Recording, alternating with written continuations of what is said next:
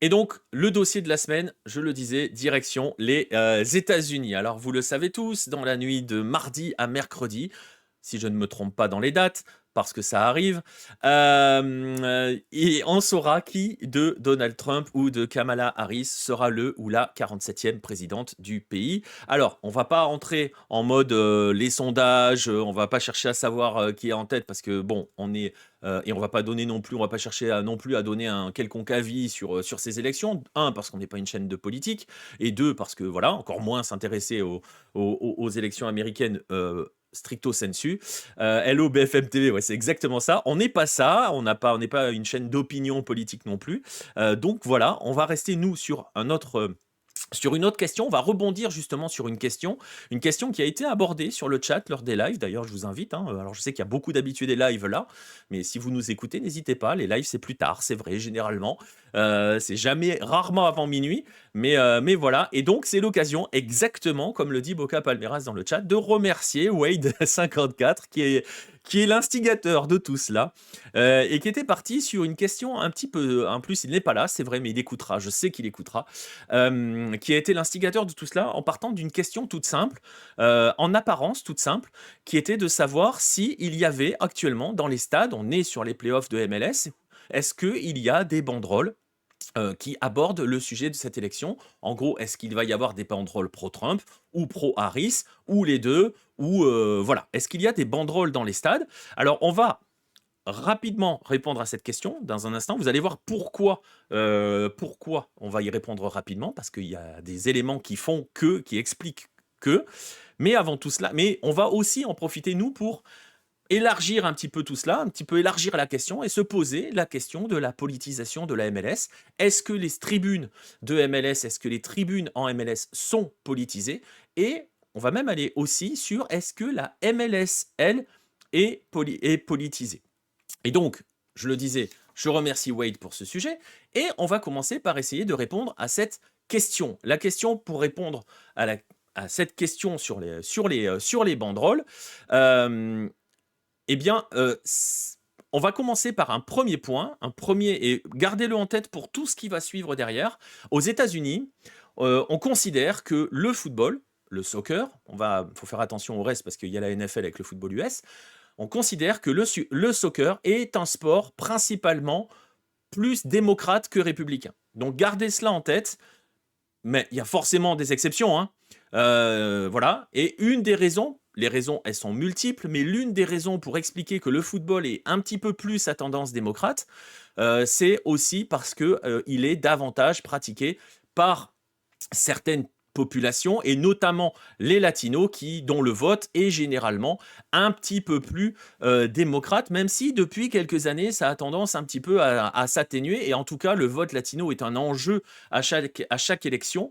Les latinos sont plutôt républicains dernièrement. Voilà, c'est en train de bouger, c'est un véritable enjeu d'ailleurs à chaque élection, et si vous voulez en savoir plus, si vous voulez plonger là-dedans aussi, allez sur ce podcast de France Culture, qui s'intéresse justement à l'enjeu, à l'importance du vote latino. Bref, on ferme cette parenthèse.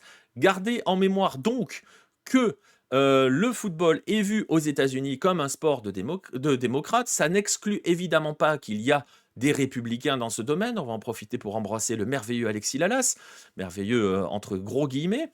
Donc voilà, et c'est d'ailleurs un élément important à garder en tête dans tout ce qui va suivre derrière, et dans la relation que la MLS entretient avec la politique, parce que oui, la Ligue est extrêmement politique. Alors, on va commencer par répondre à la question, est-ce qu'il y a des banderoles en ce moment dans les stades, pendant les playoffs, pour prendre position, soit pour Kamala Harris, soit pour Donald Trump? La réponse, elle est simple, non, il n'y en a pas, et il n'y en a pas pour une raison aussi. Il y a forcément une raison. Ce n'est pas parce que les supporters ne sont pas impliqués, mais c'est parce que le règlement de la MLS l'interdit. Vous le voyez, c'est tout en bas, c'est écrit en anglais, donc je vais vous le traduire.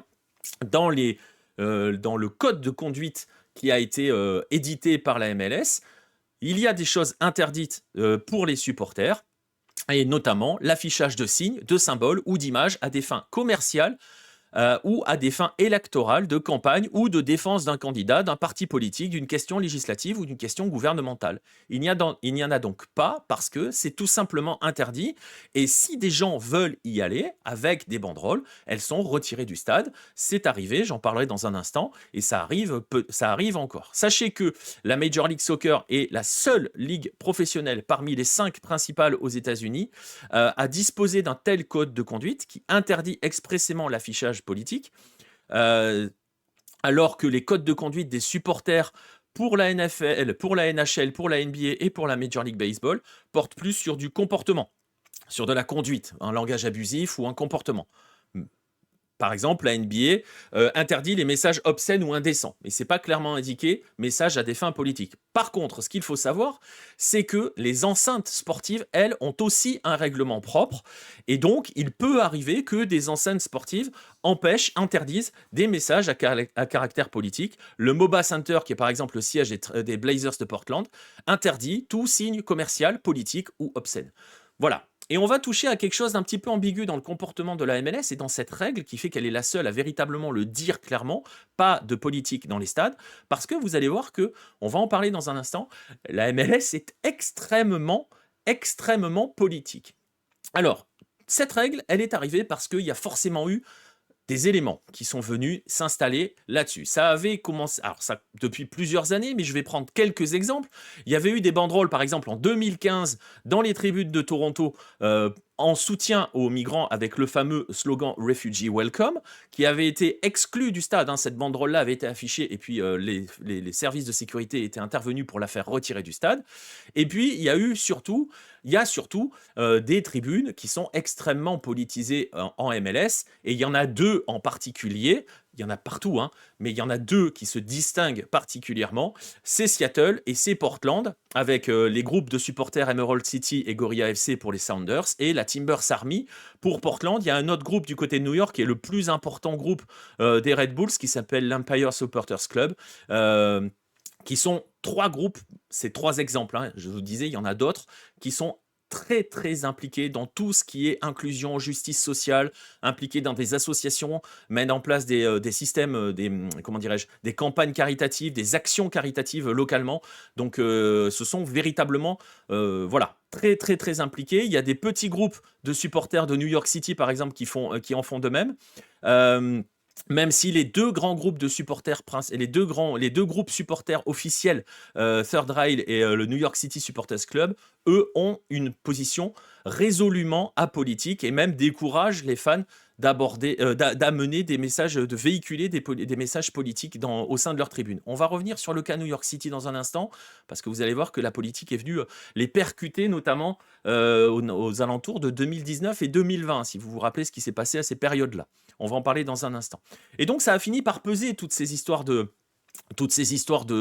politisation des tribunes, parce que, et ça a fini par se cristalliser autour d'un mouvement, entre guillemets, qui était très présent du côté de Seattle et du côté de Portland. C'est un symbole qui était très utilisé. Ce symbole, c'est celui-ci, je ne sais pas si vous le connaissez. Ces 3 flèches qui pointent vers le bas à gauche d'un carré, c'est ce qu'on appelle l'Iron Front, ou le front de fer, tout simplement. Alors, pour ceux qui ne savent pas ce que c'est, je ne sais pas si ça s'applique aux joueurs Boca Palmeiras, pour répondre à ta question. Bref, je vois le message de Nostromo. Il y a des ligues comme la NFL qui est considérée comme très liée aux républicains et la NBA plus proche du Parti démocrate.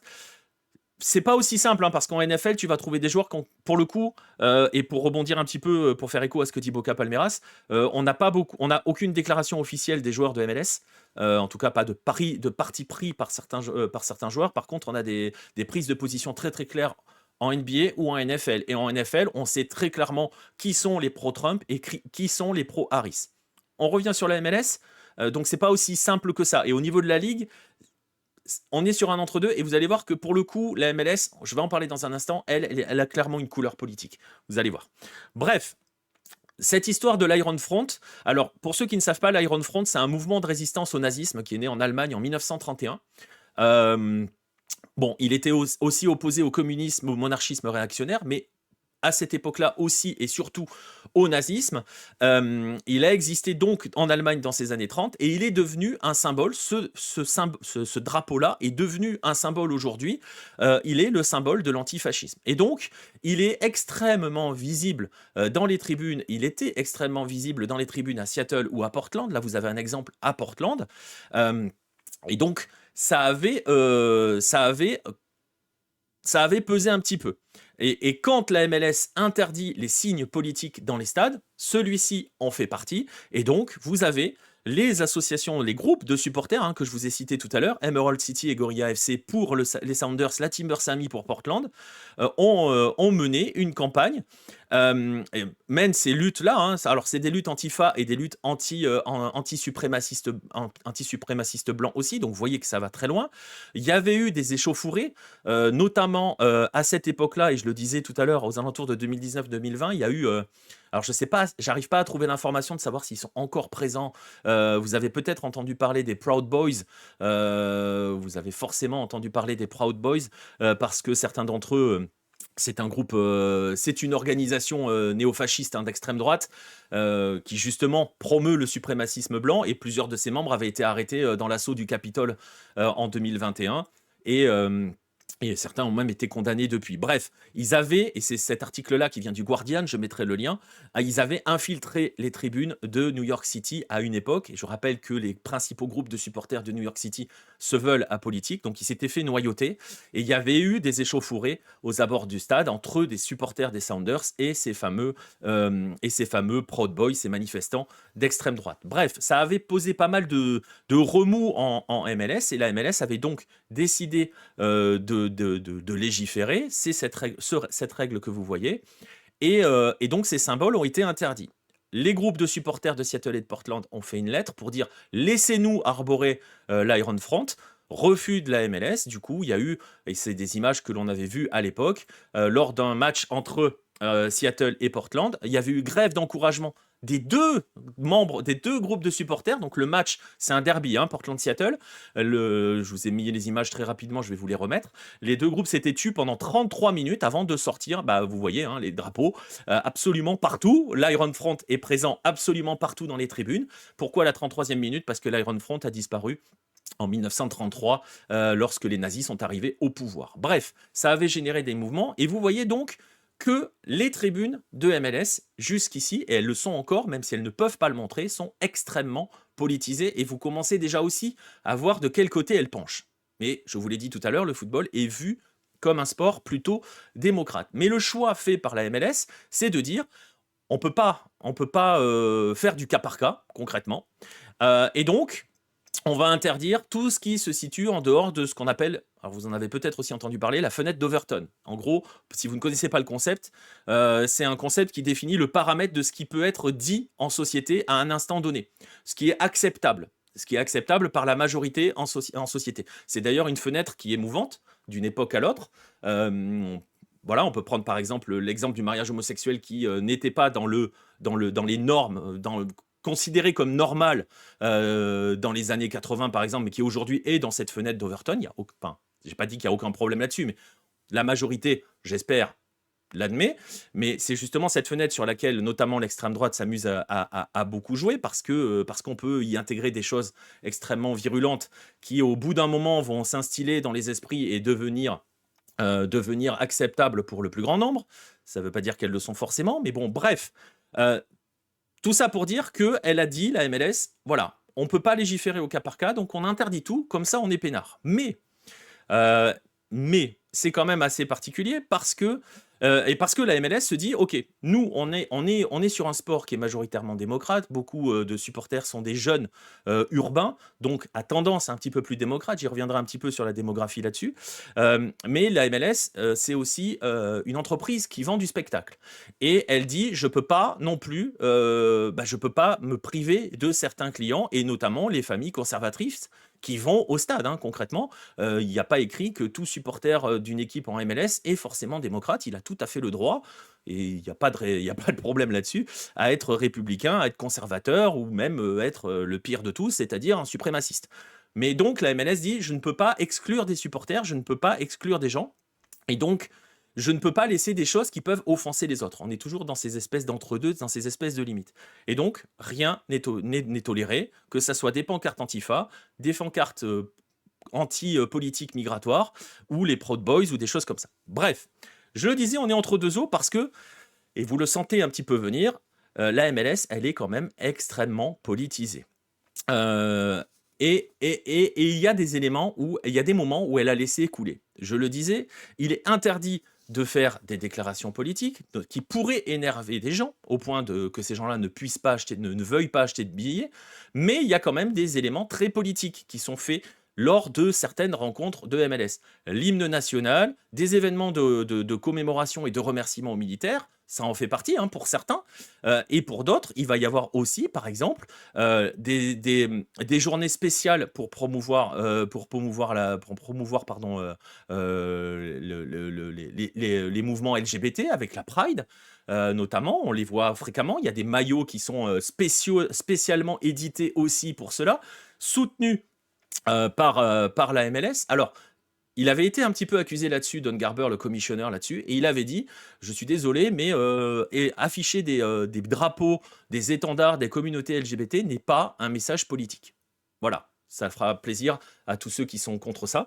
On les embrasse, et notamment on embrasse le clan Trump. Donc vous voyez qu'il se met quand même véritablement là-dessus, mais il y a eu d'autres éléments. Il y a eu l'exemple d'Alejandro Bedoya qui, quelques temps après de nouvelles fusillades dans des universités, notamment du côté d'El Paso, avait marqué un but avec Philadelphie et avait pris le micro d'ambiance pour enjoindre, même plus que fortement, le Congrès à prendre une décision contre les armes, à voter contre les armes. Ça avait fait beaucoup de remous. Et la MLS avait sorti ce communiqué, cette position-là. Et vous voyez qu'on est vraiment dans l'entre-deux. Je vous le traduis si vous ne parlez pas anglais. La MLS avait dit « La famille Major League Soccer se joint à tous ceux qui pleurent la perte de vie humaine au Texas et en Ohio, et nous comprenons que nos joueurs et nos personnels, nos membres des staffs, aient des opinions fortes et passionnées sur la question. » Point. Aucune prise de position, mais une sorte de soutien caché. Je le disais, la MLS est politisée, la MLS est dans un sport de démocrate et joue à fond là-dessus parce qu'elle a clairement des prises de position démocrates et elle n'est pas la seule. Le football en général, on va prendre un exemple avec les fameux débats actuels entre Trump et Kamala Harris. Vous voyez cette news qui vient de NBC avec l'un des acronymes qui énerve le plus le clan Trump, c'est ce fameux DEI. DEI, c'est pour diversité, équité et inclusion. Donc voilà, des messages qui sont portés notamment par la MLS, mais aussi clairement affichés dans les statuts de la fédération. On est sur le site de la Fédération américaine de football et c'est écrit en gros: nous intégrons le DEI dans tout ce que nous faisons. Voilà, message très très clair, position très très claire à l'opposé de la politique voulue par Donald Trump et leader des Républicains, et donc position très démocrate pour le coup. La MLS, ouais, c'est exactement ce que dirait ça, c'est exactement ce qu'il dirait Boca Palmera, c'est ça. Voilà. Et la MLS, c'est la seule ligue à cibler directement les propos ou comportements racistes, homophobes, xénophobes et sexistes. C'est soutenu par les clubs. La MLS promeut une campagne qui s'appelle Soccer for All, qui est destinée à mettre en valeur les efforts collectifs pour favoriser les communautés les plus inclusives. On est dans des mécanismes d'inclusion. Voilà, on est vraiment contre ces politiques, les politiques vantées par Donald Trump et sa bande. Et soutient tous ces éléments-là, notamment, souvenez-vous du fameux mouvement Black Lives Matter qui avait agité les États-Unis il y a quelques années. À cette occasion-là, en réaction, alors il y avait eu des réactions du côté des joueurs de NBA, il y avait eu des réactions sur certains joueurs de NFL, mais du côté de la MLS, on est allé plus loin puisque les joueurs ont créé un syndicat qui s'appelle Black Player Coalition of MLS, qui vise à lutter contre le racisme, qui contient d'ailleurs dans son directoire plusieurs joueurs évoluant en MLS. Vous voyez par exemple Drake Callender, le gardien de l'Inter Miami.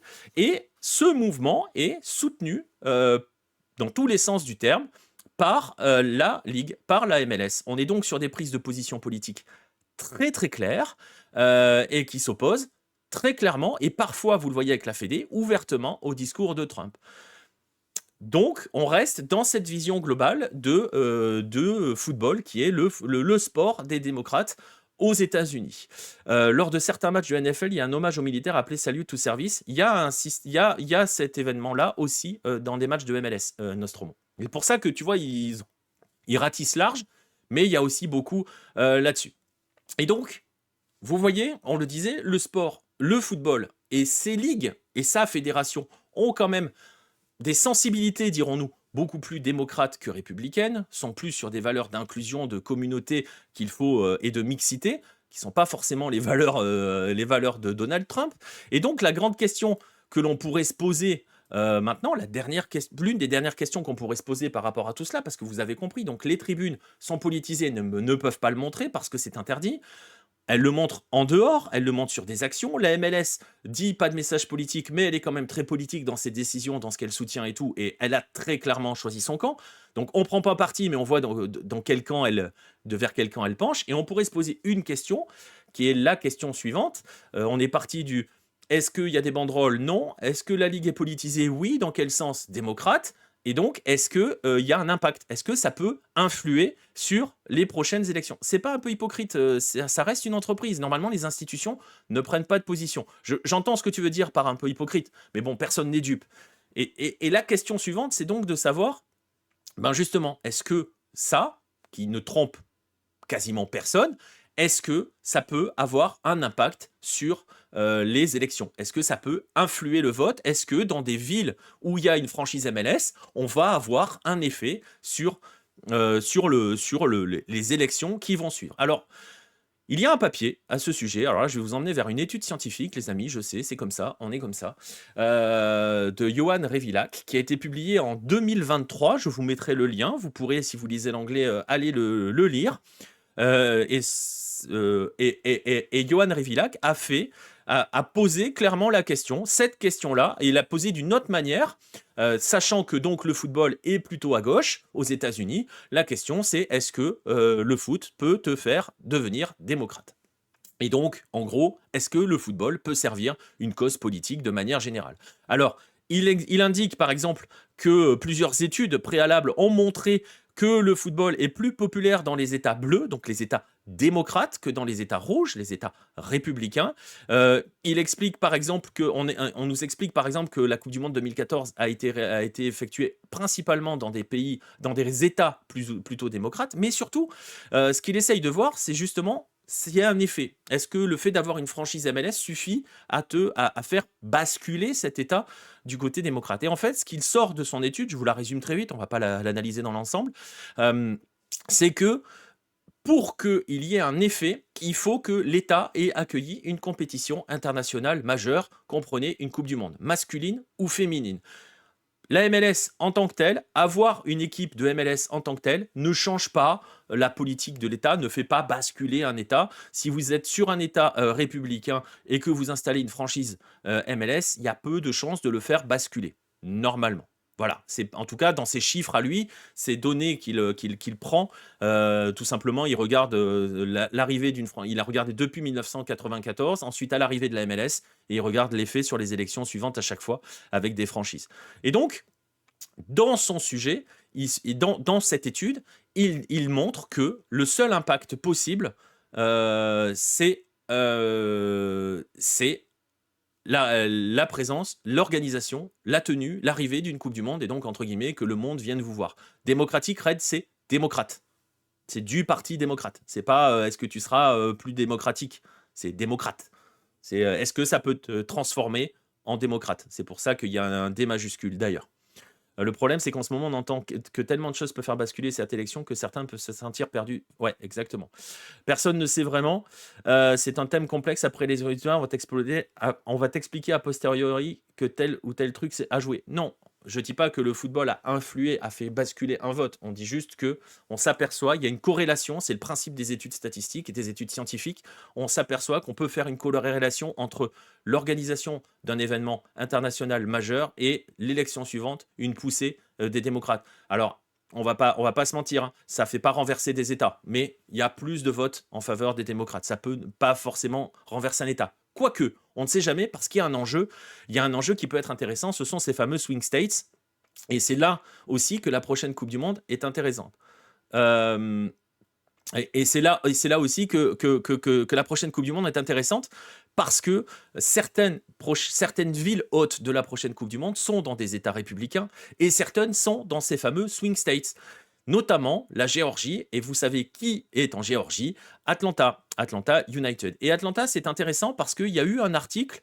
Oui, l'étude, c'est aux USA sur le contexte US, Boca Palmeiras, bien sûr. Oui, oui, c'est absolument pas une étude mondiale. C'est une étude républicain ou démocrate, influence de la MLS et de la coupe et d'un événement international majeur sur le sol américain dans des États sur l'élection américaine suivante. Il va pas pouvoir le faire partout dans le monde parce que ça va être compliqué pour certains.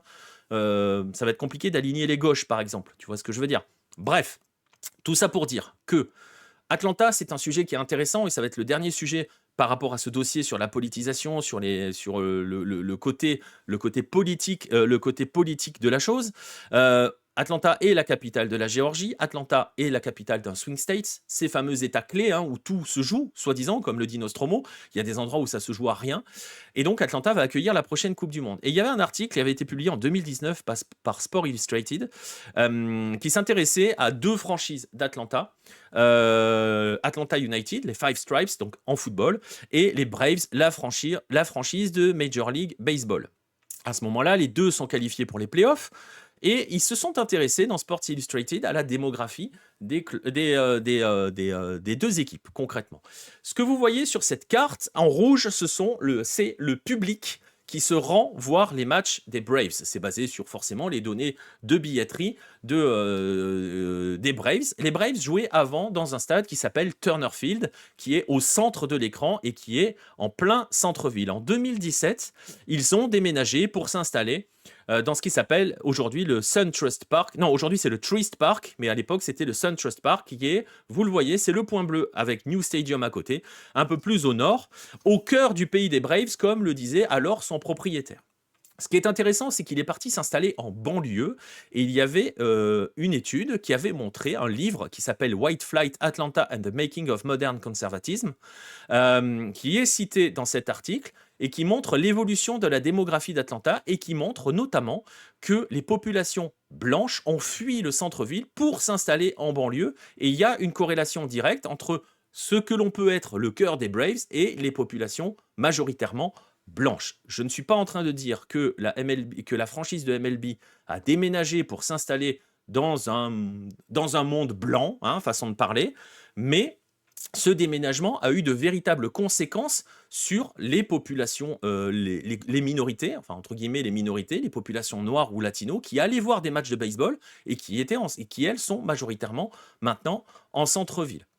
Et au même moment, donc au moment où les Braves déménagent, il y a une petite flèche verte qui apparaît. La petite flèche verte qui apparaît, c'est la position du Mercedes-Benz Stadium, le stade d'Atlanta United, qui s'est donc posé en plein milieu du centre, en plein centre-ville, et donc qui est venu attirer aussi avec son modèle plus inclusif, plus attraction des diverses communautés, voilà, qui est venu attirer ces communautés-là. Et c'est donc dans ce contexte qu'ils sont arrivés, et quand autour de ce stade-là, quand les gens vont au stade à Atlanta, autour de ce stade-là, ils vont être baignés par ce mélange.